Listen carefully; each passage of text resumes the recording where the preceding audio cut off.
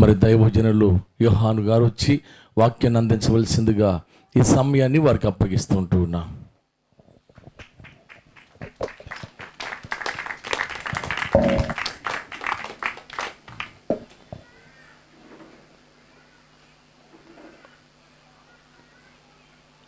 Praise the Lord. హల్లెలూయా.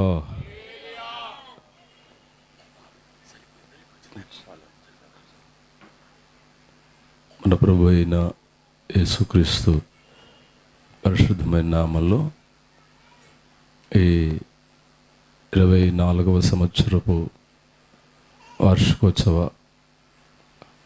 కూడికలకు అనగా ఆత్మీయ స్వార్థ పండుగలకు చేరువచ్చిన మీ అందరికీ కూడా ప్రభు పేరిట వందనాలు తెలియచేస్తున్నాను. అలాగే మమ్మల్ని ప్రేమించి ఈ కూడికలకు ఆహ్వానించిన దైవజనులకి, అలాగే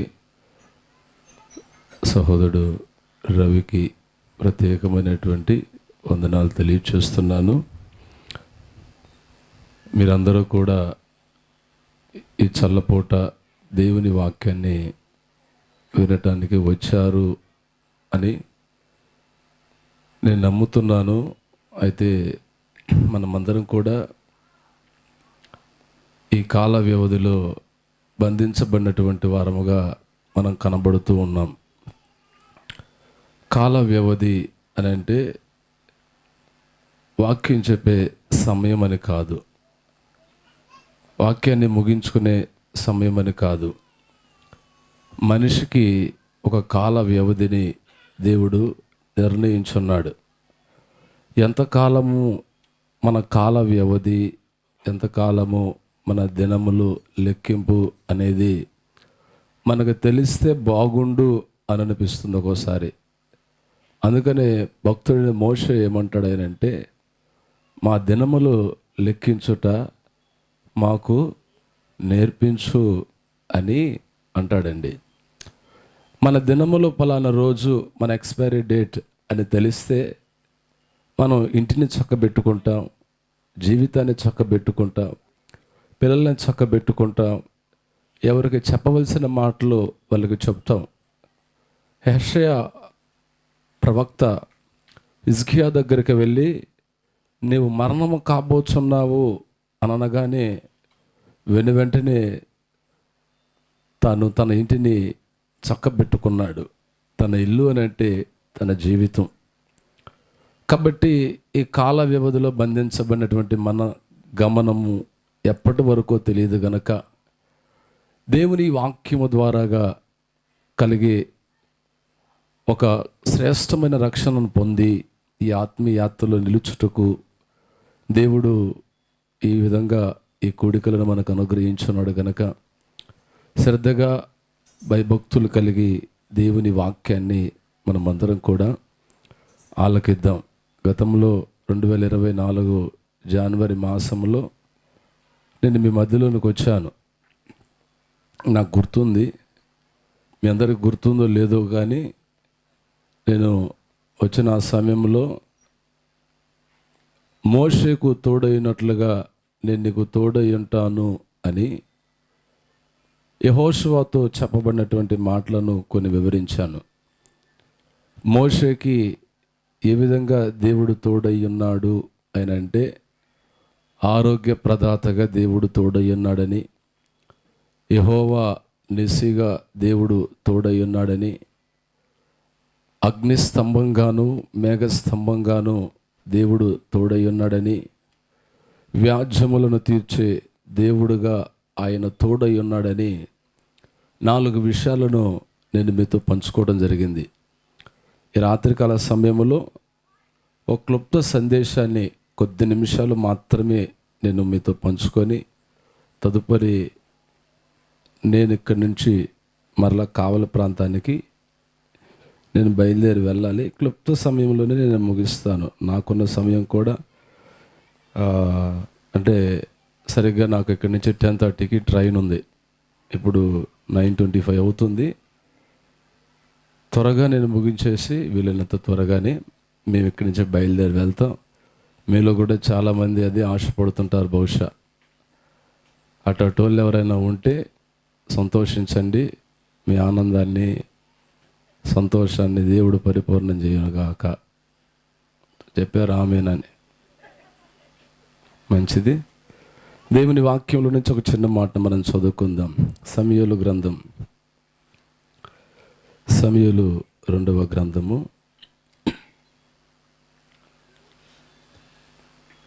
8వ అధ్యాయము 18వ వచనములో ఉన్న వాక్య భాగాన్ని ఎవరైనా చదవగలిగినటువంటి వాళ్ళు, 8వ అధ్యాయం 15వ వచనములో ఉన్న వాక్య భాగాన్ని, ఇశ్రాయేలీయులందరి మీద రాజై తన జనులందరినీ నీతి న్యాయములను బట్టి ఏలుచుండెను. చాలండి. ఈ చిన్న మాట ఈ రాత్రి ప్రభువు మనకి ఆశీర్వాదకరంగా ఉంచి ఉన్నాడని నేను నమ్ముతున్నాను. చదువుబడిన ఈ వాక్య భాగాలలో ఉన్నటువంటి లేఖనాన్ని మనం గమనిస్తే దావీదును గూర్చి వాక్యం తెలియచేస్తుంది. ఇక్కడ ఏమేం కనబడుతుంది అయనంటే, దేవుని వాక్యములో భక్తుడైనటువంటి దావీదు తన స్థితి ఏమిటి అని తెలియచేస్తుంది. దావీదు ఏమై ఉన్నాడని వాక్యం చెప్తుంది అనంటే, తాను రాజై ఉన్నాడు అని వాక్యం చెప్తుంది. రాజు అయినటువంటి దావీదు ఎవరి మీద రాజుగా ఉన్నాడు అన్నటువంటి విషయం కూడా తెలియచేయబడుతుంది. ఎవరి మీద ఆయన రాజు అయి ఉన్నాడు ఆయనంటే, ఇశ్రాయేలీల అందరి మీదను ఆయన రాజు అయి ఉన్నాడంట. రాజు అయి ఉన్నటువంటి ఈ దావీదు ఏ విధంగా పరిపాలన చేస్తున్నాడు అని కూడా రాయబడింది. ఏ విధంగా పరిపాలన చేస్తున్నాడు ఆయనంటే, నీతి న్యాయములను బట్టి ఆయన పరిపాలన చేయుచున్నట్లుగా లేఖనం అనేది స్పష్టంగా తెలియజేయబడుతుందండి. ఈ వాక్యములో ఉన్నటువంటి మాటను చాలా జాగ్రత్తగా మనం ఈ రాత్రి వినాలండి. దావీదు తన జనులకు, ఇశ్రాయేలీలందరినీ కూడా తాను పరిపాలన చేసే విధానం అనేది మనం గుర్తుపట్టాలి. చాలామంది రాజులుగా, పరిపాలన చేసే పరిపాలకులుగా, నడిపించే నాయకులుగా దేశాలను కావచ్చు, రాష్ట్రాలను కావచ్చు, జిల్లాలను కావచ్చు, గ్రామాలను కావచ్చు, మండలాలను కావచ్చు, నడిపించే నాయకులుగా, పాలకులుగా చాలామంది కనపడుతూ ఉంటారు. ఆ కనపడుతున్నటువంటి వారిలో వారిని గూర్చి కొందరు చర్చించుకునే సందర్భంలో, ఇలాంటి వాడి కింద మనం బ్రతుకుతున్నాం, ఇలాంటి నాయకుని కింద మనం జీవిస్తుంటున్నాం, ఇలాంటి పాలకులు దొరికారు మనకి అనని కొన్ని సందర్భాలలో బాధపడుతూ కొన్ని మాట్లాడకూడని మాటలు పలుకుతూ ఉంటారండి. ప్రియమైన దైవజనంగమా, దావీదును గురించి తెలియచేయబడుతున్నటువంటి చక్కని మాట, తన జనులకు, ఇశ్రాయేలీలందరి మీద రాజు అయినటువంటి దావీదు ఏ విధంగా పరిపాలన చేస్తున్నాడు అయనంటే, నీతిని బట్టి, న్యాయమును బట్టి తాను పరిపాలన చేస్తున్నట్లుగా లేఖనం తెలియజేయబడుతుందండి. ఇంకాస్త వాక్యాన్ని చక్కగా మనం వినగలిగితే, జాగ్రత్తగా ఆలకించగలిగితే, ఇశ్రాయేలీయుల జనులందరూ కూడా ఎవరై ఉన్నారనంటే, దావీదు యొక్క కుటుంబమై ఉన్నది. దావీదు యొక్క కుటుంబమై ఉన్నది. ఈ కుటుంబానికి యజమానుడిగా ఎవరు ఉన్నారనంటే, దావీదు ఉన్నట్లుగా లేఖనం మనకు కనబడుతుంది. కుటుంబానికి యజమానుడుగా ఉన్నటువంటి దావీదు తన కుటుంబాన్ని ఏ విధంగా పరిపాలన చేస్తున్నాడు, ఏ విధంగా నడిపించుకొనుచుంటున్నాడు, ఏ విధంగా తన కుటుంబాన్ని, తన యొక్క కుటుంబ సభ్యులైనటువంటి తన రాజ్యం అంతటిని కూడా ఏ విధంగా పరిపాలన చేస్తున్నాడు అంటే, నీతిని బట్టి, న్యాయమును బట్టి ఆయన పరిపాలన చేస్తున్నట్లుగా లేఖనాలు తెలియచేస్తున్నాయండి.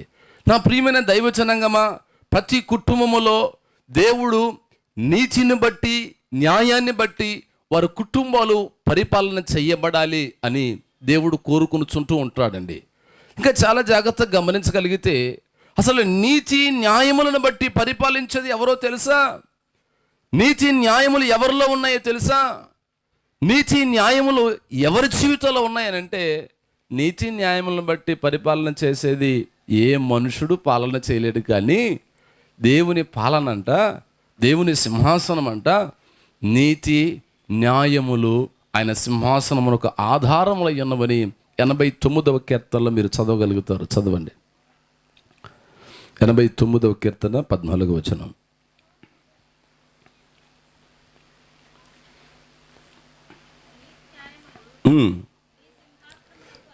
నీతి న్యాయములు నీ సింహాసనమునకు ఆధారములు. ఎవరి సింహాసనమునకు అయ్యానంటే దేవుని యొక్క సింహాసనమునకును.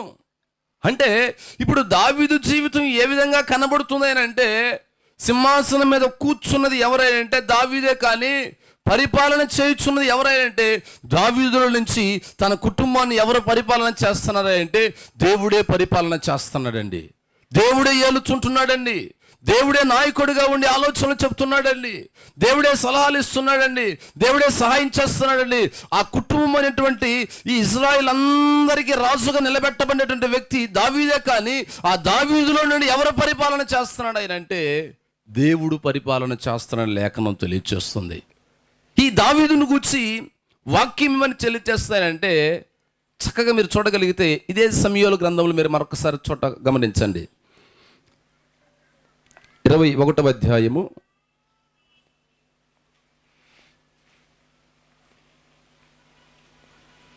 17వ వచనం.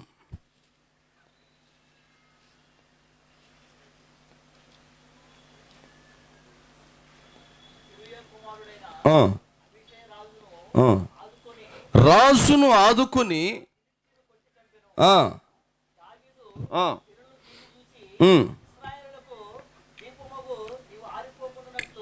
చాలండి. ఇప్పుడు ఇక్కడ రాయబడిన మాట మీరు గమనిస్తే, ఇశ్రాయేలీయులకు దీపమగు నీవు ఏమని రాయబడింది అక్కడ? చెప్పరేంటి? వెనకాల లారిపోయారేంది? చూడండి, ఇశ్రాయేలులకు దీపమగు నీవు ఏంటంట? ఆరిపోకుండానట్లు. ఇశ్రాయేలులకు దీపం అంటే ఇప్పుడు అర్థం ఏంటి? కుటుంబానికి దీపమైన నీవు ఆరిపోకుండానట్లు. అంటే కుటుంబానికి దావీదు ఏ విధంగా ఉన్నాడని తన జనులు చెప్తున్నారు తెలుసా? వాక్యం కాదు, కుటుంబ సభ్యులు చెప్తున్నారు. కుటుంబ సభ్యులైనటువంటి జనులు చెప్తున్నారు, ఇశ్రాయేల్ అందరికీ నీవు ఏ విధంగా ఉన్నావు తెలుసా? ఒక దీపముగా నీవు కనబడుచుంటున్నావు. హల్లెలూయా, హల్లెలూయా. ఒక దీపముగా నీవు కనబడుచుంటున్నావు గనక, ఒక దీపముగా నీవు ఉంటున్నావు గనక, దీపముగా నీవు వెలిగించబడ్డావు గనక, దీపముగా నీవు నిలబెట్టబడున్నావు గనక, దీపముగా నీ జీవితము కనబడుతున్నది గనక, వెలిగించబడిన నీ దీపము మాకు ఆరిపోకున్నట్లుగా ఇక మీదట నీవు యుద్ధమునకు రావాల్సిన అవసరం లేదు. అంటే దావీదు తన కుటుంబానికి ఏ విధంగా కనబడుతున్నాడు అంటే ఒక దీపముగా కనబడుతున్నాడంటండి. ఒక దీపముగా ఉన్నటువంటి దావీదు దీపం ఏం చేస్తుందో తెలుసా? అందరికీ తెలుసు. ఇంటికి దీపం ఎవరు? వెళ్ళాలా? వెళ్ళాలేనా అని అనుకుంటున్నారు కొందరు. అవునులే, వెళ్ళాలి. హల్లెలూయా, హల్లెలూయా. వెళ్ళాలి లేని జీవితం చూడండి. ఒక్కొక్కసారి ఒక్కొక్క ఇంట్లో చాలా కష్టాలు పడుతూ ఉంటారు. మరి లేకపోతే కొందరు పిల్లలు చెప్తుంటారు, తల్లిని కోల్పోయినటువంటి యవనస్తురాలిన బిడ్డలు చెప్తుంటారు, నాన్న లేకపోయినా బ్రతకగలుగుతాం కానీ అమ్మ లేకపోతే బ్రతకలేమని చెప్తుంటారు. ఆడపిల్లలు ప్రతి సమస్య తల్లికి చెప్పుకోగలుగుతారు కానీ తండ్రికి ఏ సమస్యను చెప్పుకోలేరండి. అంటే అన్ని విషయాలు చెప్పుకోదగినవి కావు, కొన్ని విషయాలు చెప్పుకోగలుగుతారు కానీ అన్ని విషయాలు చెప్పుకోలేరు. గుండెలో బాధ ఎవరికి చెప్పుకోవాలి? ఏ తండ్రికి చెప్పుకోగలుగుతారు? కొన్ని పరిస్థితుల్లో తల్లికి మాత్రమే చెప్పుకోగలుగుతారు. ఆ సమస్యలు తల్లి మాత్రమే తీర్చగలుగుతుంది. తల్లికి మాత్రమే తెలుసుకునే విషయాలు. తన బిడ్డకి ఈ టైంలో ఇలాగుంటుంది, ఈ టైంలో ఫోన్ చేయాలి, ఈ టైంలో తను బాధపడుతుంటుంది, ఈరోజు తనకు చాలా ఇష్టమైన రోజు, నేను మాట్లాడకపోతే ఫీల్ అయిపోతుంటుంది అని తల్లికి తన కుమార్తె హృదయం తెలిసిపోతుంది. కుమార్తెకు కూడా తన తల్లి మనసు తెలిసిపోతుంటుందండి. కాబట్టి దీపముగా ఉన్నటువంటి దావీదు జీవితాన్ని మీరు చూస్తే దీపం ఏం చేస్తుందో తెలుసా? దీపం ఒక మార్గాన్ని చూపిస్తుందండి. వెలుగు దేనికోసం? దీపం వెలుగు దేనికోసమేనంటే ఒక మార్గాన్ని చూపించడం కోసం. ఈరోజున కుటుంబాలలో యజమానులుగా కొందరు దీపాలుగా కనబడుతుంటున్నారు. కుటుంబ సభ్యులలో యజమానురాలు కొందరు దీపాలుగా కనబడుతుంటారు. కొందరు కుమారులే దీపాలుగా కనబడుతుంటున్నారు. కొందరు కుమార్తెలే దీపాలుగా కనబడుతుంటున్నారు. ఆ దీపాలు ఏ విధంగా ఉంటున్నాయంటే తమ తండ్రి నీతిగా లేకపోయినా దీపంగా వాళ్ళు ఉంటున్నారు. తమ తల్లి నీతిగా లేకపోయినా దీపముగా వారు కనబడుతుంటున్నారు. తమ పిల్లలు నీతిగా లేకపోయినా, నిజాయితీగా లేకపోయినా, చక్కని మార్గంలో లేకపోయినా ఆ తల్లిదండ్రులు మాత్రము ఒక దీపముగా ఉండి నిలబెట్టబడి ఒక చక్కని మార్గంలో నడుస్తూ చక్కని మార్గంలో తన పిల్లల్ని నడిపించుకోవడానికి అనేక ప్రయత్నాలు చేస్తూ ఉంటున్నారు. ఇశ్రాయేలుగా దీపముగా ఎవరు కనబడుతున్నారు అంటే దావీదు కనబడుతున్నాడండి. నా ప్రియమైన దైవ జనాంగమా, ఈ రాత్రి దేవుని సముఖంలోనికి చేరినటువంటి మనందరి జీవితాలలో, మన కుటుంబాలలో దేవుడు కోరుకొనిచుంటున్నది ఏమిటంటే నీ ఆలోచనతో నువ్వు పరిపాలన చేశావు. నీ తెలివితో, నీ జ్ఞానముతో, నీకున్నటువంటి అనేక విధమైనటువంటి తెలివి చేటలతోటి నీ కుటుంబాన్ని నువ్వు పాలన చేసుకొని ఎన్నో ప్రయాసాలు పడ్డావు కుటుంబాన్ని నిలబెట్టుకోవడానికి, ఎన్నో కష్టాలు పడ్డావు కుటుంబాన్ని కట్టుకోవడానికి, ఎన్నో వ్యయ ప్రయాసాల చేత కుటుంబం చెదిరిపోకున్నట్లుగా జాగ్రత్తలు పడుతూ వస్తున్నావు కదా. ఆ చెదిరిపోకుండా నువ్వు కాపాడబడాలి, నీ కుటుంబం నిలబెట్టబడాలి, నీ కుటుంబం చక్కని మార్గంలో నడిపించబడాలి అంటే దేవుని యొక్క నీతి న్యాయములతో నీ కుటుంబం పరిపాలన చేయబడాలండి. ఆ దేవుని నీతి న్యాయముల చేత నీ కుటుంబం పరిపాలన చేయబడితే నిశ్చయముగా దావీదు పరిపాలన చేస్తున్న సందర్భంలో అతని జీవితంలో కొన్ని ఆశీర్వాదాలు కలిగాయండి. ఈరోజున కుటుంబాల్లో చూడండి, యూట్యూబ్లో చెప్పే కొందరు యూట్యూబర్ల సలహాలు తీసుకొని కుటుంబాన్ని పరిపాలన చేసుకునే వాళ్ళు ఉన్నారు. దేవుని వాక్యముల నుంచి కాదండి, పక్కింటి ఆవిడ చెప్పే, పుల్లమ్మ చెప్పే సలహాలను పాటించే వాళ్ళు ఉన్నారు. వెనకాయమ్మ చెప్పే సలహాలు పాటించే వాళ్ళు ఉన్నారు. ముందుంటా అని చెప్పి డాష్ ఎవరో ఒకళ్ళు వాళ్ళ ఆలోచనలు చెప్పి పాటించే వాళ్ళు ఉంటున్నారు. కానీ దేవుని వాక్యం, దైవ సేవకులు చెబుతున్నటువంటి ఆలోచనలు, ఆ నీతి కలిగినటువంటి మాటల ప్రకారంగా నడిపించబడే వాళ్ళు ఉండరండి. మీకు కొన్ని విషయాలు నేను చూపించి నేను ముందుకెళ్తాను, చాలా జాగ్రత్తగా ఆలకించండి. ఈ నీతి న్యాయములను బట్టి ఎవరి కుటుంబాలు అయితే పరిపాలన చేయబడతాయో ఆ కుటుంబాలు ఏ విధంగా ఆశీర్వదించబడతాయో తెలుసా? దావీదు యొక్క పాలనలో ఆ దేశం అంతా ఈ విధంగా కొన్ని విషయాలు నేను చెప్పి చూస్తాను. చూడండి, చదవండి. మొట్టమొదటిగా సమూయేలు 2వ గ్రంథంలోని 7వ అధ్యాయం 1వ వచనం.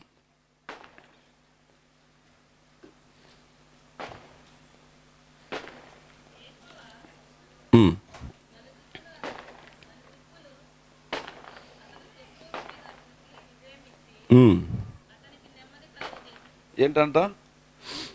ఏ కుటుంబములోనైతే నీతి న్యాయములను బట్టి పరిపాలన ఉంటుందో ఆ కుటుంబంలో ఏముంటుందో తెలుసండి?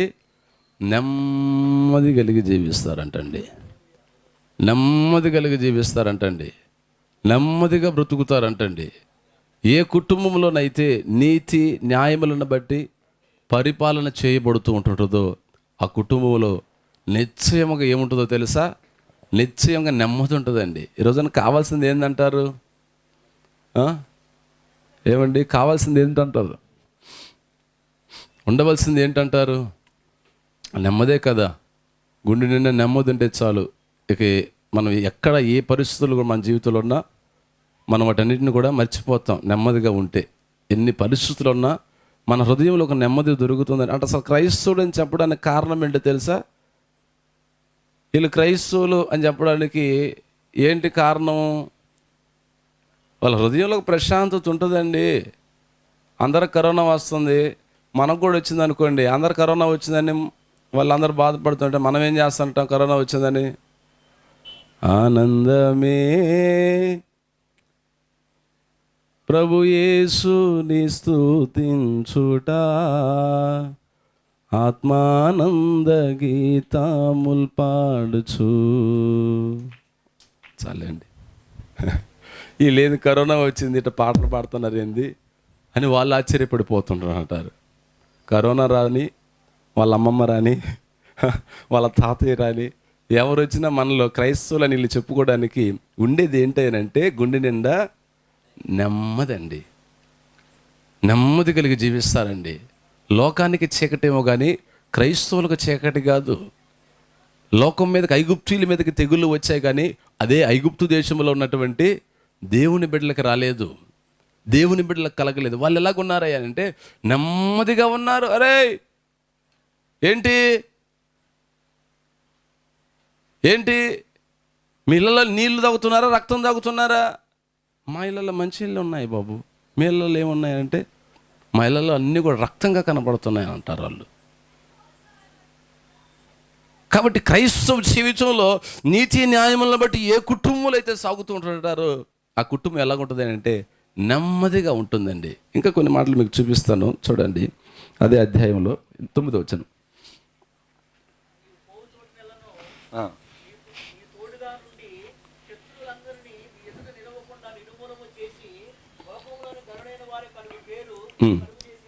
ఏం కలుగు చేస్తాడంట ఆయన?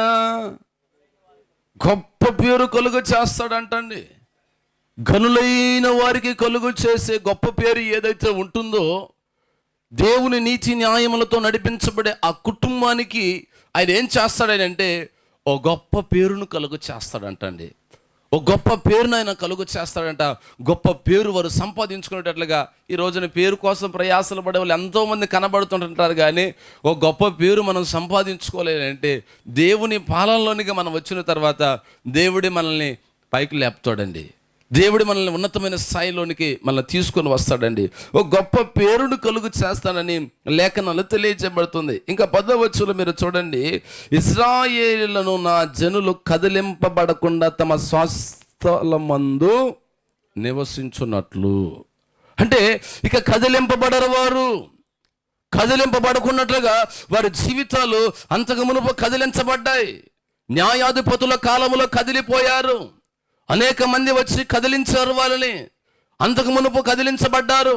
పలు సందర్భాలలో శక్తుల ద్వారాగా వారు కదిలించబడ్డారు. కానీ ఇక దావీదు కాలంలో కదిలించబడడానికి ఏ శత్రువు కూడా ధైర్యం చాలటం లేదు. అందుకని వాక్యం అని తెలియజేస్తున్నాయంటే శత్రులందరి మీద దావీదునికి ఏం కలుగు చేశాడంటే జయమును కలుగు చేశాడు దేవుడు. జయమును కలుగు చేసి జయము ద్వారాగా ఏం కలుగు చేశాడంటే ఇక ఎన్నడూ కూడా తన జనులకు ఇశ్రాయేలులు కదిలింపబడుకున్నట్లుగా ఒక ఆశీర్వాదకరమైన జీవితాన్ని వారికి కలుగు చేశాడండి దేవుడు. కారణం ఏంటో తెలుసా? నీతి న్యాయములను బట్టి ఆ కుటుంబం అనేది పరిపాలన చేయబడుతుంది. ఇంకొక విషయాన్ని కూడా మీరు చూడండి, 8వ అధ్యాయము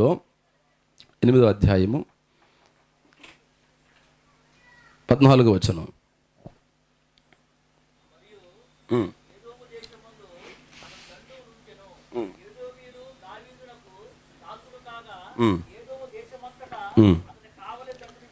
చాలండి, చివరి మాట మీరు గమనించండి. ఇప్పుడు దావీదు ఎక్కడికి పోయినను యెహోవా అతనిని కాపాడుచుండెను.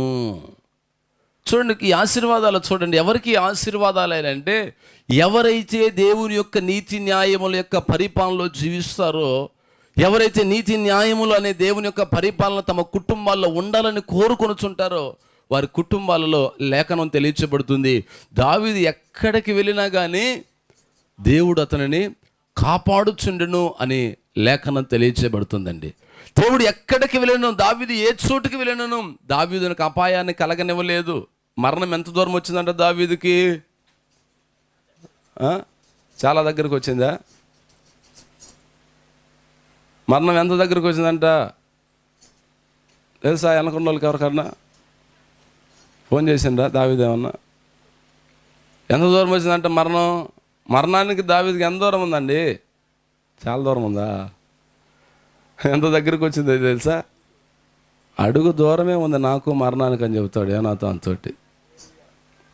అడుగు దూరమే ఉంది, అడుగు దూరమే. కాలు తీసి పక్కన పెడితే అడుగు మరణమే దావీదు జీవితంలో. కానీ ఎక్కడికి వెళ్ళినా కానీ దావీదునకు ఏ అపాయము కలగకుండా దేవుడు కాపాడుచుండెను. హల్లెలూయా, హల్లెలూయా. మీరు చూడండి, ఎక్కడికి వెళ్ళను మీరు కాపాడబడుదురుగాక. మీ ప్రయాణాలలో దేవుడు క్షేమాన్ని కలుగ చేయునుగాక. మీ పిల్లల ప్రయాణాల్లో క్షేమాన్ని కలుగ చేయునుగాక. ప్రతి స్థలమందు దేవుడు కనుదృష్టి మీ మీద నిలుపునుగాక. నిశ్చయముగా మీ కుటుంబాలకు నెమ్మదిని కలుగ చేయునుగాక. ఘనమైన పేరును కలుగ చేయునుగాక. శత్రువులందరి మీద జయమును కలుగ చేయునుగాక. కలుగ చేయునుగాక, కలుగ చేయునుగాక. హల్లెలూయా.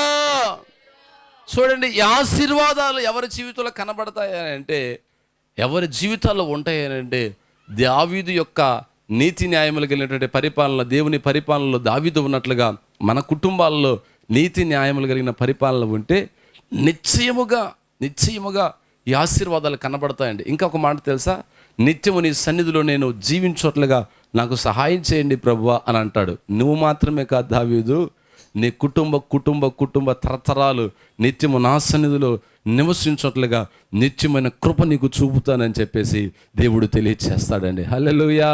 ఎంత ఉన్నతమైన ఆశీర్వాదమో తెలుసా. కొందరు తండ్రులతోనే ఆత్మీయ జీవితం ముగిసిపోతుంటుంది. వారి పిల్లల వారసత్వం అనేది ఆత్మీయ జీవితం కొనసాగించబడదు.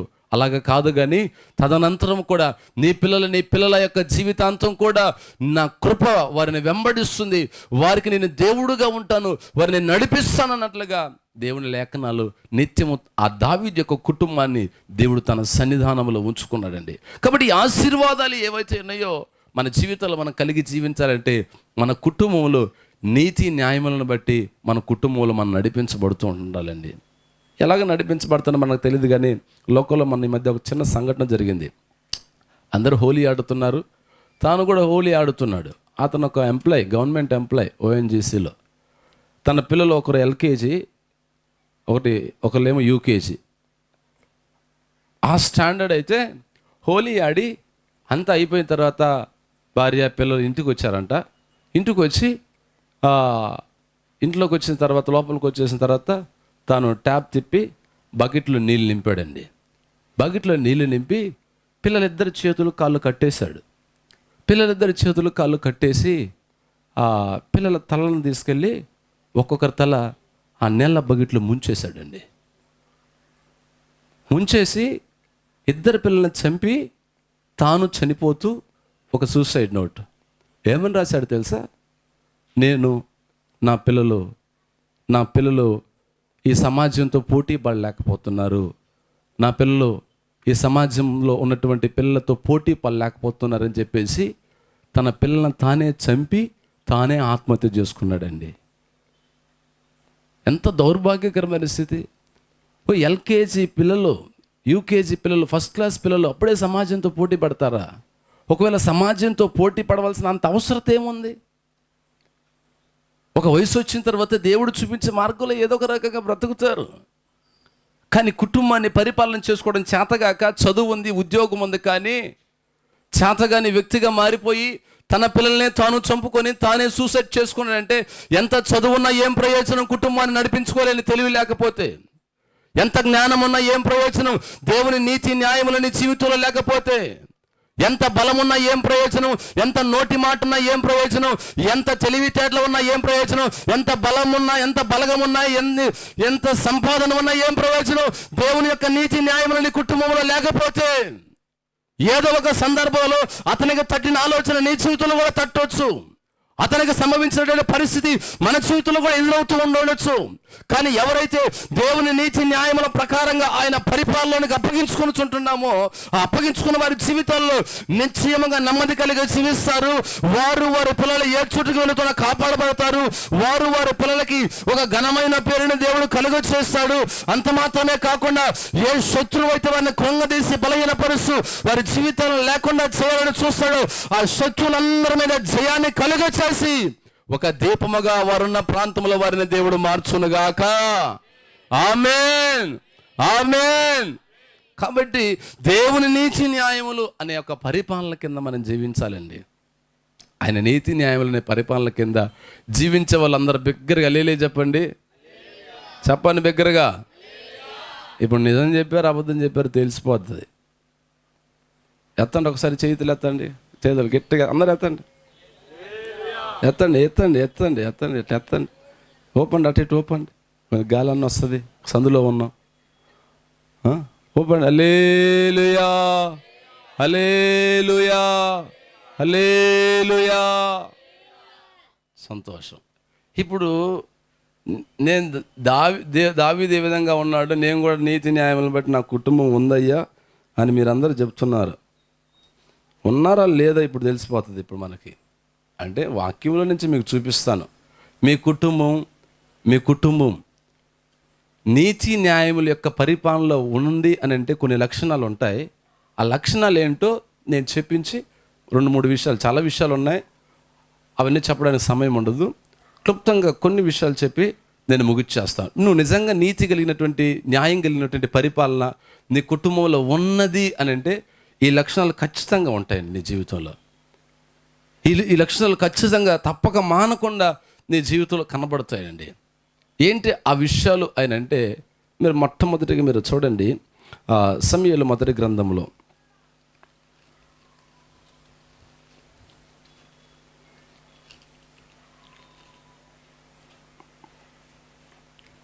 17వ అధ్యాయము.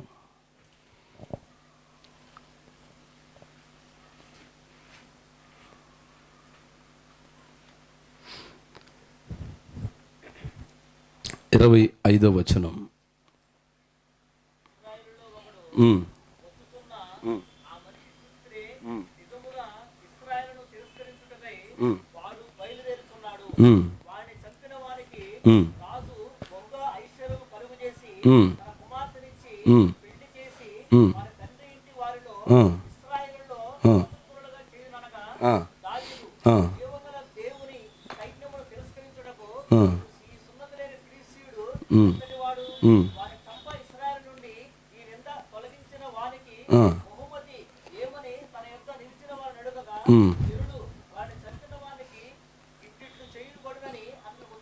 సందర్భం మనందరికి బాగా తెలుసండి. సందర్భం ఏమిటంటే 40 దినముల పాటు ఏలా లోయలో కూర్చొని నిలుచొని పలు సందర్భాలలో ఇశ్రాయేలు గుడారాల వైపు చూస్తూ, సైన్యం వైపు చూస్తూ, రంకెలు వేస్తున్న శత్రువైనటువంటి గొల్యాతు లోయలో ఉండి 40 దినాల పాటు సవాలు చేస్తున్నాడు. నన్ను చంపితే మేము మీకు దాసులమైపోతాం, అదే కనుక మిమ్మల్ని చంపితే మీరు మాకు దాసులు కావాలని చెప్పేసి గొల్యాతు 40 దినముల సవాలు చేస్తున్నాడుగా, ఎవరు కూడా ముందుకు రానటువంటి పరిస్థితుల మధ్యలో దావీదు ఆ చోటుకి తన తండ్రి ద్వారాగా పంపబడ్డారు. అన్నల యొక్క క్షేమాన్ని కనుక్కొని రమ్మని చెప్పేసి వెళ్ళిన దావీదుకి చూసినటువంటి వాతావరణం, పరిస్థితులందరిని చూస్తే అక్కడ ఉన్నటువంటి వాతావరణం అంతా కూడా రకరకాలుగా కనబడుతుంది.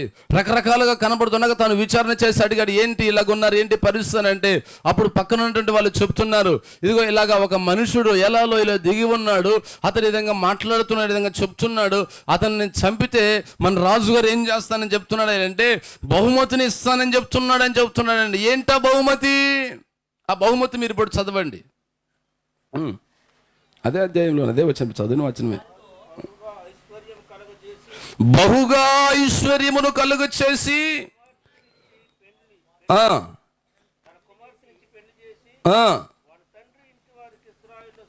చాలా జాగ్రత్తగా దేవుని వాక్యాన్ని ఆలకించాలి. రాత్రి దేవుని బిడ్డలారా, తాను అడుగుతున్నాడు, తాను విన్నటువంటి సమాచారం బాగానే విన్నాడు, తనకు చెప్పిన వ్యక్తి చెప్తున్నాడు, రాజు అతనికి ఏం చేస్తాడంటే బహుగా ఐశ్వర్యాన్ని కలుగు చేస్తాడు.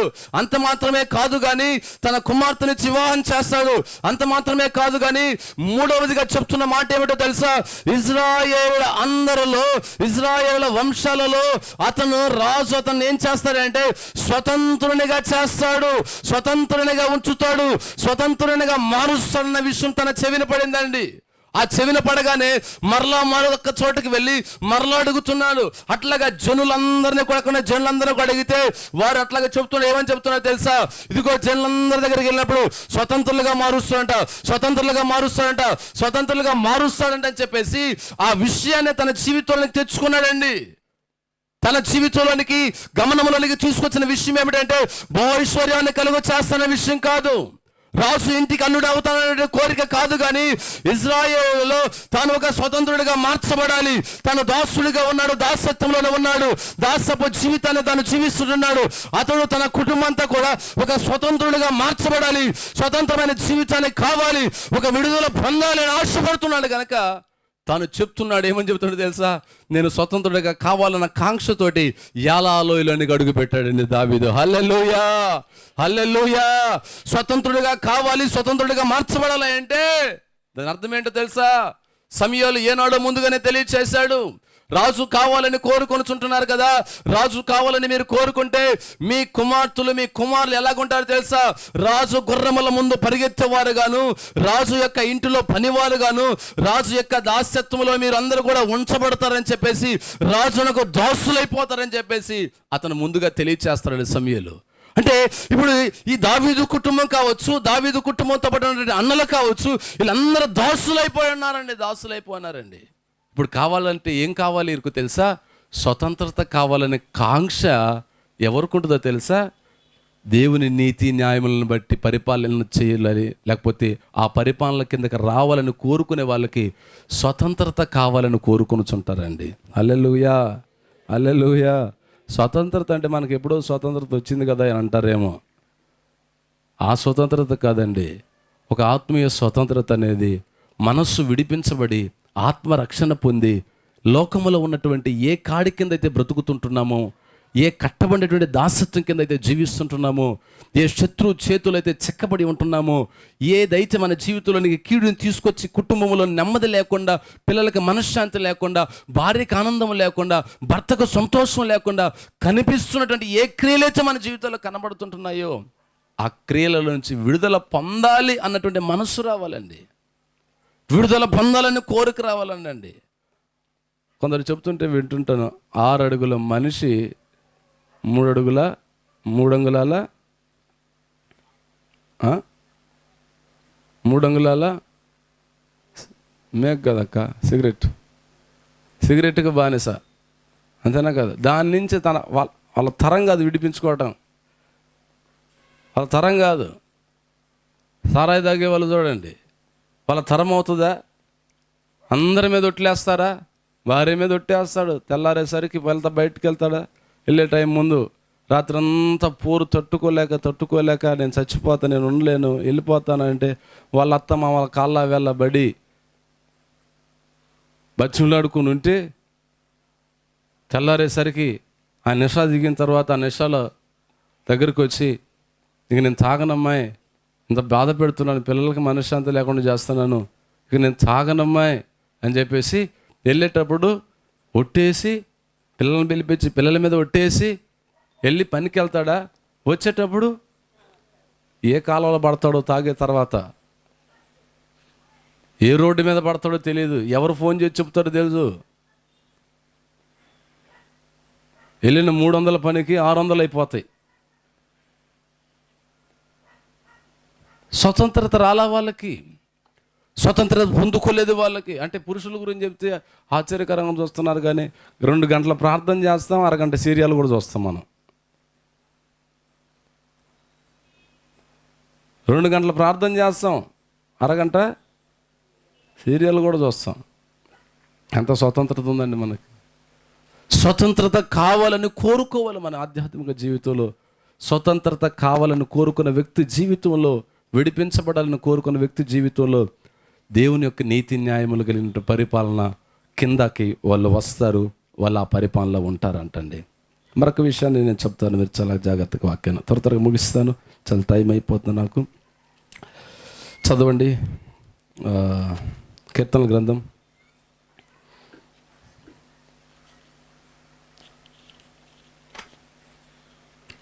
34వ అధ్యాయం 4వ వచనం.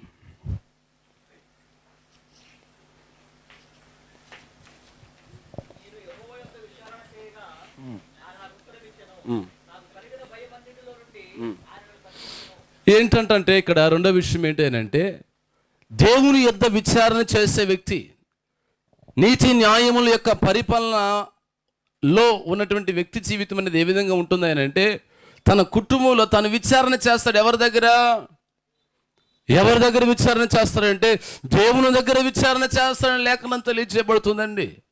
పలు సందర్భాలలో దావీదు యొక్క జీవితంలో ఎదురైన పరిణామాలలో, కలుగుతున్నటువంటి పోరాటాలలో, వెనుకనే దాగి ఉన్నటువంటి శత్రు క్రియల మధ్యలో, అడుగు కిందనే పొంచి ఉన్నటువంటి ప్రమాదాలలో, ఏ వైపు నుంచి శత్రు వస్తాడో అర్థం కానటువంటి స్థితిగతుల మధ్యలో దావీదునకు కలిగిన క్షేమం ఏ విధంగా కలిగినది అని అంటే, దేవుని యొద్ద విచారణ చేయగా మాత్రమే దావీదునకు క్షేమం కలిగింది. దేవుని యొద్దగా విన్నవించుకొనగా దావీదు క్షేమాన్ని పొందుకున్నట్లుగా లేఖనాలు తెలియచేయబడతాయండి. పలు విషయాల్లో ఎన్ని భయాలు కలిగాయో ఆ భయాలన్నిటిలో నుంచి విడుదల పొందటానికి, ఆ భయాలన్నీ కూడా తొలగిపోవటానికి దావీదు జీవితంలో ఉన్నటువంటి ఒక శ్రేష్టమైన అనుభవం ఏమిటంటే దేవుని యొద్ద విచారణ చేసే ఒక ఆశ్చర్యకరమైన అనుభవం అండి. ఒక అనుభవాన్ని మీకు చూపిస్తాను, చదవండి ఆ మాటలను. సమూయేలు గ్రంథంలో చక్కగా అక్కడ కనబడుతుంట మనకి. సమూయేలు మొదటి గ్రంథము 23వ అధ్యాయము 2వ వచనం.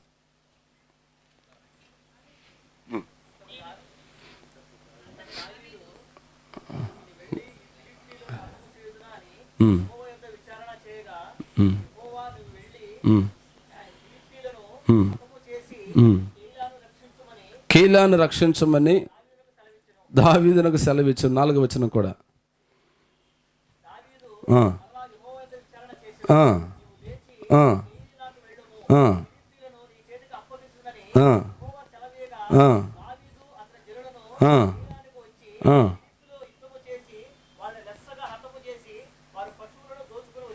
చాలండి. ఇక్కడ సందర్భం ఏంటో తెలుసా? కెయిల్ అనే ఒక ప్రాంతం ఉంది. ఈ కెయిల్ అనే ప్రాంతం మీదకి ఫిలిష్తీయులు దండెత్తి వస్తున్నారు.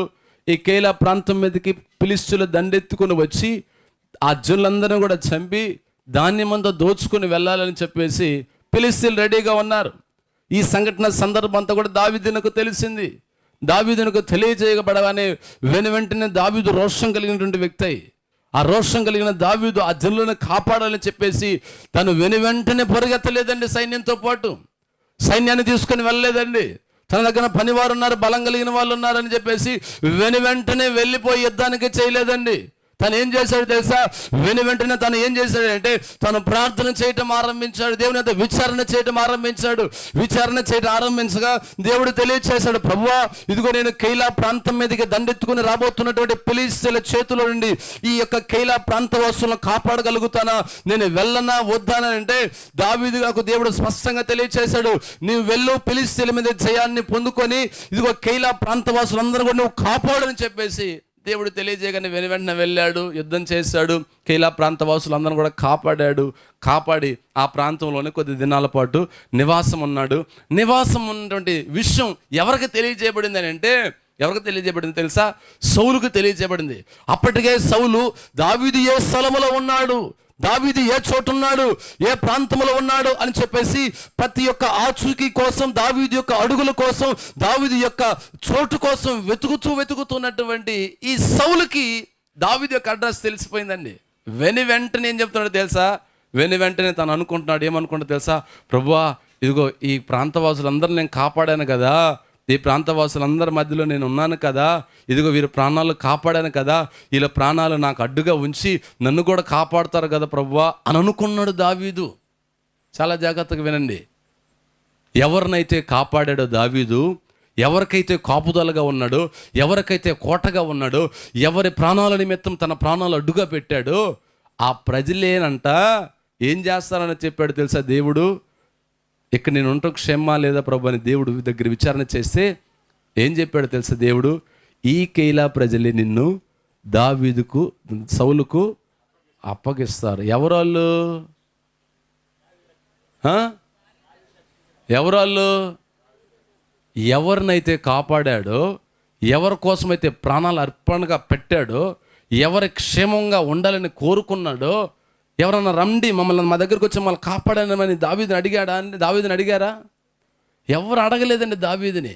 మా ప్రాంతం మీదకి రమ్మని, మా ప్రాంతం మీదకి వచ్చి మమ్మల్ని కాపాడమని ఎవరు కూడా అడగలేదు. కానీ దావీదు రోషం కలిగిన వాడే తన జనులను కాపాడడానికి ముందుకు అడుగు వేసి ఏ ప్రాంతవాసులను అయితే కాపాడాడో, ఏ ప్రాంతవాసులు క్షేమంగా ఉండాలని, వారు దోచుకునబడకూడదని, వారు హతమార్చబడకూడదని, వారి కుటుంబాలు చెదిరిపోకూడదని, వారి కుటుంబం నాశనం అయిపోకూడదని, వారి యొక్క ప్రాంతం అంతా కూడా సస్యశ్యామలంగా ఉండాలని ఏ ప్రాంతవాసుల కోసం అయితే పోరాడి యుద్ధం చేసి యుద్ధంలో గెలుపొందాడో ఆ ప్రాంత ప్రజలే. చాలా జాగ్రత్తగా ఆలకించాలి. ఏ ప్రాంత ప్రజల కోసమైతే ప్రయాసపడ్డాడో, ఎవరైతే ప్రేమిస్తున్నారని నమ్ముకున్నాడో, ఎవరైతే కాపాడుతారో అనుకున్నాడో ఆ ప్రాంత ప్రజలు ఏం చేస్తారంటే నిన్ను సౌలు చేతికి అప్పగిస్తారు అని దావీదు యొక్క విచారణలో తెలియజేయబడిందండి. ఈరోజు మన జీవితంలో కూడా చూడండి, వీళ్ళతో ఉంటే బాగుంటుంది మనకి, వీళ్ళ దగ్గర ఉంటే బాగుంటుంది మనకి అని మనం అనుకుంటాం, కానీ వాళ్ళే మనకు గుంత తీస్తారు. చాలామందికి తెలియదు, ₹1,00,00,000 అమ్మిందంట, పొలం అమ్మింది అత్త. ₹1,00,00,000 పొలం అమ్మితే అమ్మిన డబ్బు అంతా తీసుకొచ్చి ఇంట్లో పెట్టిందంట. ఇంట్లో పెడితే రాత్రికే దొంగలు పడ్డారంట. రాత్రికి ఆ రోజే పొలం అమ్మింది, ఆ రోజే పడ్డారు దొంగలు, రోజు పడలా. మొత్తానికి తెల్లారిన తర్వాత పోలీసులు వచ్చారు, అంతా చూశారు, ఎంక్వైరీ చేశారు. ఏంటి విషయం అని అంటే, ఆ ఇంట్లో వాళ్ళ కోడలు రాత్రి దొంగలకి రాగానే ఆమె ముందే ఇన్ఫర్మేషన్ ఇచ్చేసింది, మా ఇంట్లో ₹1,00,00,000 ఉన్నాయి, మనందరం పంచుకుందాం, మీరు రాండి ఈరోజు రాత్రికి, ఎక్కడో నేను సైకిల్ చేస్తాను. అత్తను కట్టేసింది, కోడలను కట్టేశారు. ఇద్దరు కట్టేశారు, మళ్ళీ అనుమానం రాకుండా. కళ్ళతో సైకిల్ చేస్తున్న కోడలు ఎక్కడ డబ్బులు పెట్టిందో అత్త అని చెప్పేసి సైకిల్తోనే చేసి ₹1,00,00,000 మాయం చేసేసారండి రాత్రి. ఇంటి దొంగను ఎవరు పట్టుకోలేరంట. ఇంకో విషయం తెలుసా, జీవిత సత్యం చెప్తున్నానండి, ఇంటికి దొంగ ఎవరో తెలుసా? జీవితంలో గుర్తుపెట్టుకోండి, పనికి ఎవరైతే దొంగ అవుతాడో వాడే ఇంటికి దొంగ. పనికి ఎవరైతే దొంగో వాడే పెద్ద దొంగ ఇంట్లో. చెప్పండి గట్టిగా, హల్లెలూయా. ఎంత దొంగలో చూడండి. హల్లెలూయా, హల్లెలూయా. దేవుడు మనల్ని దీవించును గాక. ఆమేన్. టైం లేదు, నేను వివరించట్లేదు, చిన్న మాట చెప్పి నేను ముగిస్తాను. ఒక విషయాన్ని మనం చదువుకుందాం. కీర్తనల గ్రంథం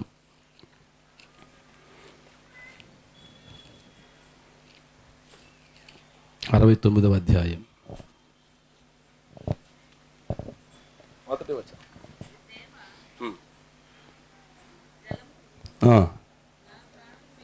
నా ప్రాణము మీద పొర్లుచున్నవి, నన్ను రక్షించుము, నిలుక ఇవ్వని అగాధమైన దొంగ ఊబిలో నేను దిగిపోతున్నాను. చాలండి. మీరందరూ ఇక్కడ ఒక మాట చదువుతున్నారు, అక్కడ ఒక మాట చదువుతున్నారు. ఒకరు లేరనుకుంటా మన సంఘానికి గట్టిగా సౌండ్ బాక్స్ ఎవరన్నా అంటే సౌండ్ బాక్స్ అంటే దగ్గరగా చదవగలిగిన వాళ్ళు. హల్లెలూయా, హల్లెలూయా. ఇక్కడ కనబడుతున్నటువంటి వాక్యాన్ని మీరు గమనిస్తే, దావీదు జీవితం ఎక్కడ ఏ విధంగా కనబడుతుంది అని అంటే, తన అడుగు పెట్టడానికి అడుగు దొరకడం లేదన్నట్లుగా కనబడుతుంది. నిలుక ఇయ్యని అగాధములు అడుగు పెడితే, కాలు పెడితే అడుగు దొరుకుతుందా? అడుగు దొరుకుతుందా? పాదం పెట్టడానికి, నిలబడటానికి, నిలకడగా ఉండటానికి అడుగు దొరకడం లేదు. తనకి అడుగు కనబడటం లేదు. ఏ చోట అడుగు పెడదామా అన్నటువంటి సందిగ్ధంలో తాను ఉంటున్నాడు. కారణాలు ఏమిటో తెలుసా? నిలుక ఇవ్వనటువంటి పరిస్థితులకు అనేకమైనవి అక్కడ కనబడుతుంటున్నాయి. 4వ వచనంలో మీరు గమనించండి, నా తల వెంట్రుకల కంటే విస్తారముగా ఉన్నారు అని అక్కడ కనబడుతుంది. ఎవరో తెలుసా? నా తల వెంట్రుకల కంటే అధికముగాను విస్తారముగా నా పగవారు కనబడుతుంటున్నారు. నాకు పగవారు వలన నిలకడగా లేదు తన జీవితం. అంత మాత్రమే కాదండి, అక్కడ కింద ఉంటుంటుంది, నేను దోచుకున్న దానిని నేను ఇచ్చుకునవలసి వచ్చును అని. అంటే అనేకమైనటువంటి తనకు కలిగినది అంతటిని కూడా అనేక మంది దోచుకొని వెళుచుంటున్నారు. తన సహోదరులు కావచ్చు, తన తోటి వారు కావచ్చు, తన బంధువులు కావచ్చు, తన స్నేహితులు కావచ్చు, తన నెలవరులు కావచ్చు, తనకు సంబంధించిన వారందరూ కూడా తనను దోచుకొని చుంటున్నట్లుగా తను కనబడుతున్నట్లుగా లేఖనము తెలియచేయబడుతుందండి. అంటే అనేక విధాలుగా దోపిడికి గురవుతున్నటువంటి పరిస్థితి కనబడుతుంది. తన జీవితంలో నిలక లేకపోవడానికి, అడుగు నిలబడపోవడానికి గల కారణాలు శత్రులు తన జీవితంలో కనబడుతున్నారు. దోచుకొనబడినటువంటి పరిస్థితులు తన జీవితంలో కనబడుతున్నాయి. 8వ వచనం మీరు చూడగలిగితే, నా సహోదరులకు నేను అన్యుడనైతిని, నా తల్లి కుమారులకు నేను. తల్లి కుమారులకు ఏ విధంగా మార్చబడ్డాడు అంటే పురుడుగా మార్చబడ్డాడు. సొంత అన్నదమ్ములే ఒక పరాయి వ్యక్తిగా చూస్తున్నారు. తోడబుట్టినటువంటి వారే కానీ త్రోసివేస్తుంటున్నారు.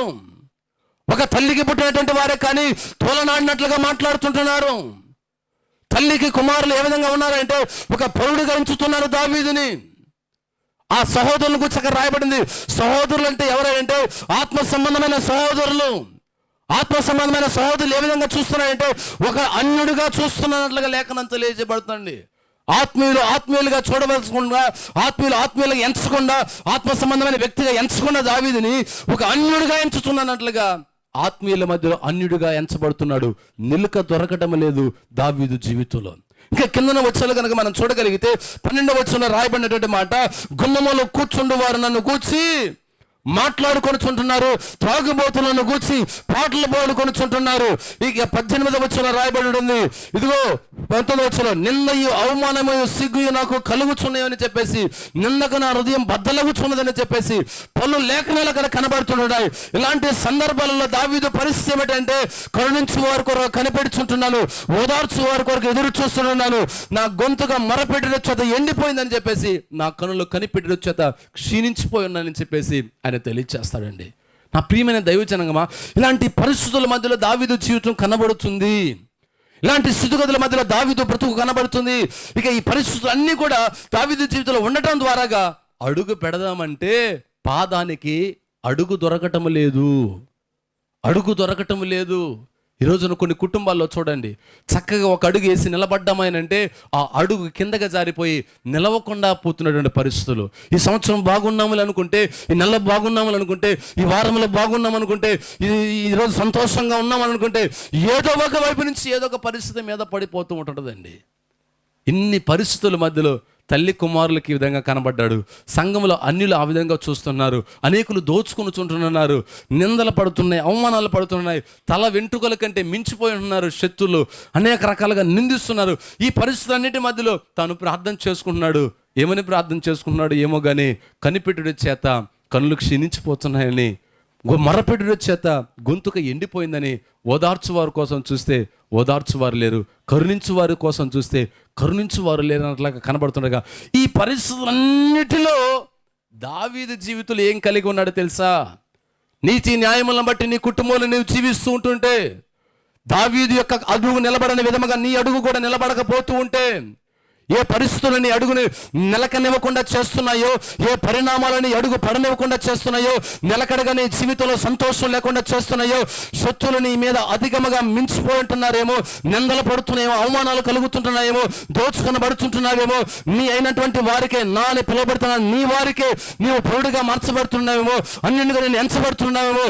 ఈ పరిస్థితులన్నిటిలో దావీదు ఏ విధంగా ఉన్నాడో నీ జీవితం కూడా ఆ విధంగా కనబడాలని లేఖనం తెలియజేయబడుతుంది. ఇవన్నీ ఈ విధంగా ఉంటే ఎవరైనా ఏం చేస్తారో తెలుసా? ఎవరైనా ఏం చేస్తారంటే ఇక క్షీణించిపోతారు, జీవితం ఆవిరైపోయింది అని అనుకుంటుంటారు. కానీ ఈ పరిస్థితులన్నీ ఈ విధంగా ఉంటే దావీదు మనసు ఏ విధంగా తెలుసా? ఆ 69వ కీర్తన 9వ వచనంలో ఆయన చెప్తాడు, ఏమంటే తెలుసా? నీ ఇంటిని గురించి ఆసక్తి నన్ను హల్లెలూయా.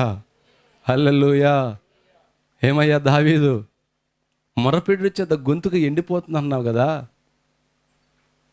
మరలా ఇదేంటంటే దేవుని ఇంటిని కూర్చున్నటువంటి ఆసక్తి నన్ను భక్షిస్తుంది అని అంటాడండి. దేవుని ఇంటిని కూర్చుంటే అర్థం ఏంటంటే, ఒకటి దేవుని మందిరాన్ని కూర్చి, 2 ఆత్మీయ జీవితంలో వైరాగ్యాన్ని కూర్చి తెలియచేస్తుందండి. చుట్టూతో ఎన్ని పరిస్థితులు ఉన్నా, నిలకనివ్వని పరిస్థితులు ఏవి కనబడుతుంటున్నా, మన ఆధ్యాత్మికమైన జీవితంలో నిన్ను భక్షించే ఒక ఆత్మీయ వైరాగ్యాన్ని జీవితంలో కలిగి జీవించదువుగాక. ఆమేన్. ఆ ఆత్మీయమైనటువంటి వైరాగ్యం అనేది ఎన్ని ఉన్నా కానివ్వండి. దావీదు, ఏం బాబు మీ అన్నలు ఇలాగ మాట్లాడుతున్నారు, లేకపోతే ఇదిగో నువ్వు ప్రార్థనా మందిరానికి వెళ్తున్నావు కదా, ఆ ప్రార్థనా మందిరానికి వచ్చే వాళ్ళు అన్యుడిగా ఏం చూస్తున్నారు, నీకు అర్థం కావట్లేదా? ఆదరించే వాళ్ళు ఎవరు లేరు, కరుణించే వాళ్ళు ఎవరు లేరు. శత్రులు ఎంతో మంది నీ చుట్టూ ఉంటున్నారు కదా, నింద అవమానాలు కలుగుతుంటున్నాయి కదా. ఈ పరిస్థితులు నువ్వు ఎందుకు ఎలాగంటున్నావు అని అంటే, అతను ఏమని చెప్తాడో తెలుసా?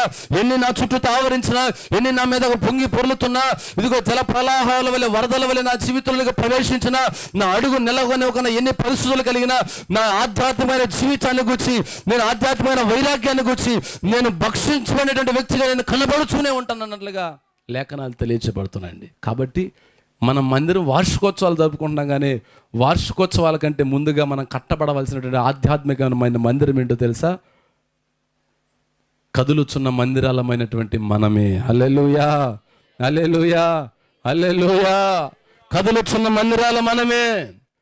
ఆ మందిరం రాకల్లో ఎత్తబడదు, ఈ మందిరాలే రాకల్లో ఎత్తబడతాయి. ఆ మందిరం దేవుని రాజ్యాన్ని స్వతంత్రించుకోదు, ఈ మందిరాలే దేవుని రాజ్యాన్ని స్వతంత్రించుకుంటాయి. ఈ మందిరం దేవుని యొక్క రక్తం చేత కడగబడలేదు, ఈ మందిరాలే దేవుని యొక్క రక్తం చేత కడగబడ్డాయి. ఆ మందిరాన్ని దేవుడు ప్రేమించడం లేదు, కానీ ఇదిగో రాతి చేత కట్టబడినవి రాతి రోజున కూలిపోతాయని తెలియచేశాడు. కానీ రక్తం ఇచ్చి కొనబడినటువంటి నీవు మాత్రమే కట్టబడాలని, నీవు మాత్రమే ఆయనతో ఉండబడాలని, నీవు మాత్రమే ఆయనతో పాటు జీవించాలని, నీలో ఒక ఆసక్తి భక్షించాలని, ఒక మందిరముగా నీవే మార్చబడాలని ఆయన కోరుకుంటున్నాడండి.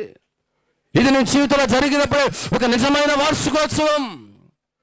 వారు యెరూషలేము మందిరమునకు వాడుక చొప్పున వచ్చినట్లుగా, పండుగ రోజున వాడుక చొప్పున వచ్చినట్లుగా ఆ ప్రింట్లో ఒక వాక్యం రాయబడింది. వాడుక చొప్పున కాదు మనం రావాల్సింది, ఆన్వాయితీగా కదా మనం రావాల్సింది, సంఘానికి ఆచారప్రాయంగా కదా మనం రావాల్సింది, ఆచారప్రాయంగా కదా మనం జరిపించుకోవాల్సింది. కానీ ఆత్మ సంబంధమైన మందిరాలుగా, ఈ సువార్త కూడికల ద్వారాగా, ఈ ఆత్మీయ పండుగల ద్వారాగా, ఆధ్యాత్మికమైన జీవితం మీ జీవితంలో కలిగి, ఎన్ని పరిస్థితులు మీ చుట్టూతో ఉన్నా, ఎన్ని పరిణామాలు మీ చుట్టూతో ఆవరించినా, మీ అడుగు నిలవనివ్వకుండా ఏ పరిణామాలు కలుగుతున్నప్పటికీ ఆధ్యాత్మికమైన జీవితంలో ఒక వైరాగ్యముతో మనం జీవించుదాము గాక.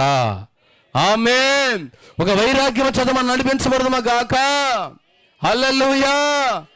ఎన్ని ఉన్న దావీదు జీవితంలో దేవునిలో ఉన్న వైరాగ్యాన్ని ఎవరు తీసేయలేకపోయారండి. ఇది కావాలి మన జీవితానికి. ఎన్ని ఉన్నా ఎన్ని లేకపోయినా మన జీవితంలో మనకు కావాల్సింది ఏంటంటే వైరాగ్యం కావాలి.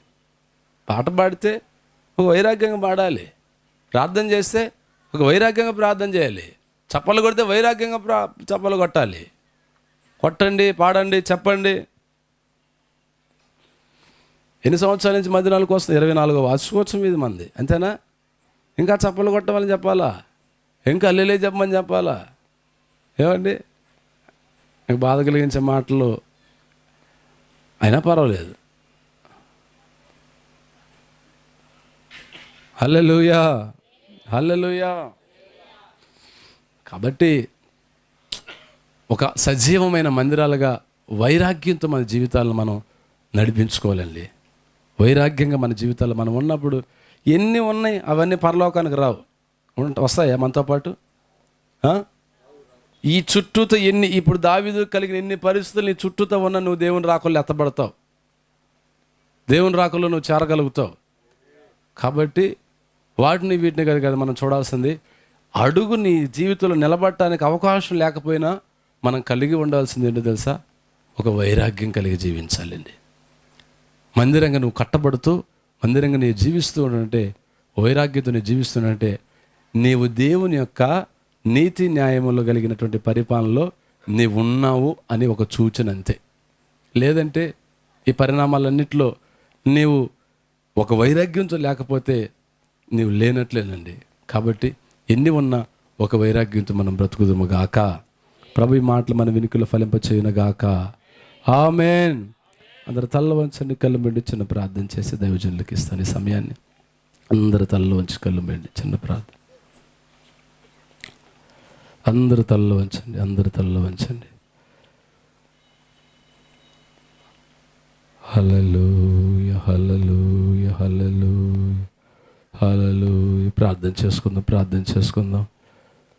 దావీదు తన జనులకు రాజు అయి ఉన్నాడు.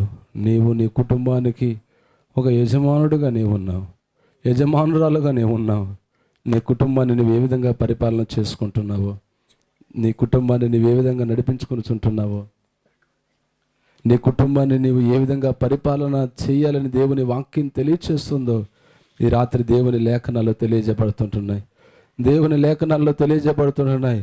నీతి న్యాయములను బట్టి పరిపాలన చేసినటువంటి దావీదు, ఆ దావీదు యొక్క జీవితం ఏ విధంగా కనబడుతున్నదో అంటే, అదుగో ఒక దీపముగా ఇజ్రాయేల్ అందరికీ కనబడుతున్నట్లుగా నీవు ఒక దీపమై ఉండాలి, ఒక దీపమై నడిపించబడాలి, ఒక దేదీప్యమానమైన దీపముగా నీవు నీ కుటుంబానికి ఉండాలని, సంఘానికి ఉండాలని, సమాజానికి ఉండాలని ఆశపడుతున్నటువంటి దేవుడు ఈ రాత్రి దేవుని లేఖనాలలో నుంచి, దేవుని వాక్యముల నుంచి ప్రకటించబడుతున్న ఈ మాటల ద్వారాగా నీవు ఆయన పాలనలోనికి రాగలిగితే ఈ రాత్రి ఒక నెమ్మది నీకు కలగబోతుంది.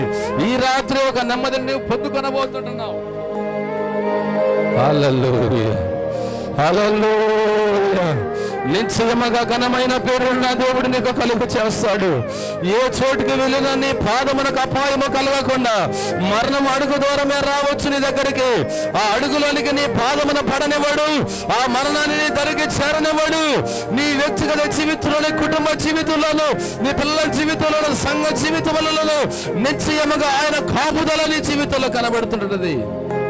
నీతి కలిగిన పాలనలోనే ఉంటే శత్రుల మీద నీకు జయము కలుగుతుంటున్నది. నిత్యము దేవుని యొక్క సన్నిధానంలో జీవించే కృప నీకు కలుగుతుంది. అడుగు ప్రభుని, అడుగు ప్రభుని, అడుగు ప్రభుని, అడుగు. నీ పాలనలో నా కుటుంబం ఉండాలి, నీ పాలనలో నా కుటుంబం ఉండాలి. నీతితో నేను జీవిస్తాను, న్యాయముతో నేను బ్రతుకుతాను ప్రభువా. నీతి కలిగిన కుటుంబంలో స్వతంత్రంగా ఉండాలని కోరుకొనుచుంటుంటారు. లోకానికి దాసుల, పాపానికి దాసుల, శత్రువుకు దాసుల, దేనికి దాసులుగా మార్చబడి ఉన్నారు. దావీదు తన కుటుంబం స్వతంత్రులుగా మార్చబడాలని దావీదు కోరుకొనుచుంటున్నాడు. నీ కుటుంబం ఏ దాసత్వంలో ఉన్నదో, ఏ శత్రువు సంఖ్యల మధ్యలో ఉన్నదో, ఈ అపవాది యొక్క చెరలో ఉంటున్నారో, ప్రభువా నేను విడుదల పొందాలి, నా పిల్లల విడుదల పొందాలి, నా కుటుంబం విడుదల పొందాలి. ఈ రాత్రి విడుదల కలగాలి నాయన, ఒక విడుదల కలగాలి నాయన. లేవనెచ్చని నాయన, నా బ్రతుకు మార్చని నాయన, నా పిల్లల బ్రతుకును మార్చని నాయన. అడగండి ప్రభుని, అడగండి, అడగండి ప్రభుని, అడగండి. ఓహో జీసస్. నీతి న్యాయములను బట్టి పరిపాలన చేసేవారు దేవుని యొక్క విచారణ చేస్తారు. నీ క్షేమం ఎక్కడో నీకు తెలియదు, నీ క్షేమం ఎక్కడుందో నీకు తెలియదు. దావీదు కాపాడిన వారి మధ్యలోనే దావీదుకు క్షేమము లేదు. నీ క్షేమము నాకు ఎక్కడ ఉన్నదని నువ్వు తలుచుకొనుచుంటున్నావో ఆ వారి మధ్యలో నీకు కీడు కలుగుతూ ఉండొచ్చు. కీడు కలుగుతుందన్నటువంటి ఆలోచన నీకు లేకుండా ఉండొచ్చేమో, కానీ దేవుని విచారాలు నువ్వు తెలుసుకొనుచుంటున్నావు.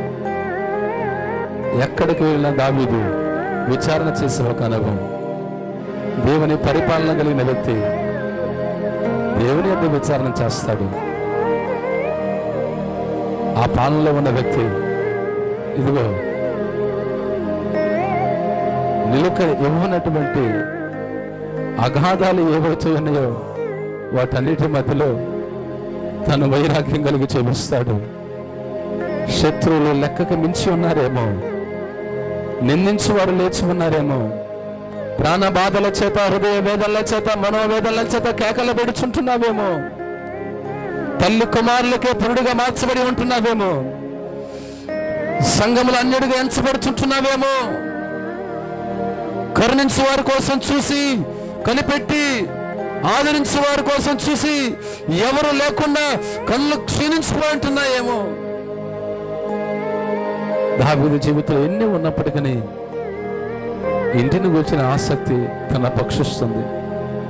ప్రార్థన చేసుకోండి, ప్రార్థన చేసుకోండి. కదులుచున్న మందిరాలు మనమే వైరాగ్యంతో కలగదలే. హల్లెలూయా, హల్లెలూయా.